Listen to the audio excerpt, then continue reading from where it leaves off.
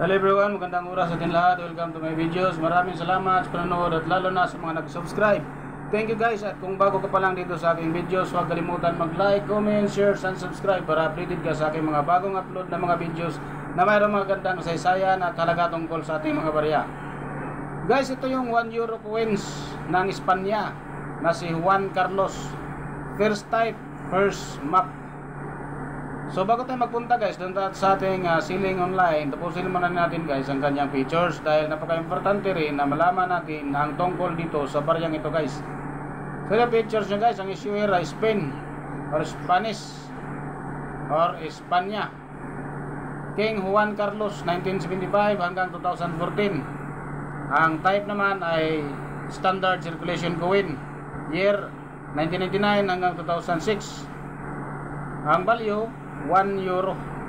Sa Pilipinas guys ay nagkakalaga ito ng 63 pesos. Currency euro, 2002 ang kanyang date. Composition by metallic, copper nickel clad, nickel center in the nickel brass ring.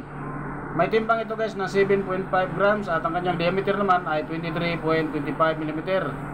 Ang thickness is 2.33 mm. Mayroon siyang shape na round. Ang kanyang technique ay mild. Orientation, middle alignment. Mayroon siyang number na A number 87 at ang kanyang reference number ay KM 1046 at ang show number 338. So ito yung obverse natin guys. Ang portrait of King Juan Carlos is encircled by the lettering Espanya or Spain. The mint mark for the Madrid meant and the 12 stars of the Europe, of which 4 are bound by the band. So kanyang script ay Latin. May literation na Espanya, M 2002. Translation guys ay Spain, M 2002. Ang engraver nito si Luis Jose Diaz Salas. At ito naman ang reverse natin guys. A map next to the face value shows the gathering of the 15 states of the European Union.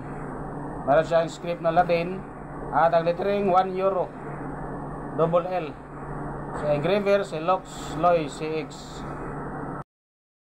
Ang edge naman ito guys ay segmented grading. Ang mens naman ay Royal Mens of Spain o Real Casa de la Moneda, Madrid, Spain. 1591 ang kanyang date. So, dito tayo sa 2002 guys na circulated coins. Mayroon siyang 43% sa 335,600,000 kapiraso or pieces. Yan ang mintage niya guys, ganun karami ang mintage. So mayroon siyang about uncirculated na 63 pesos at kanyang uncirculated is 82 pesos. Ang kanyang bioset naman guys ay may 1% lang siya sa 99,301 kapiraso or mintage 99,301 kapiraso. Meron siyang uncirculated na 140 pesos. At ang ating prop nito guys ay 0.3% sa 23,000 kapiraso mintage. So yan nga ang galing guys sa ating enemista.com guys. Yan ang ating source of information. So ngayon guys, dito naman tayo sa ating ceiling online guys.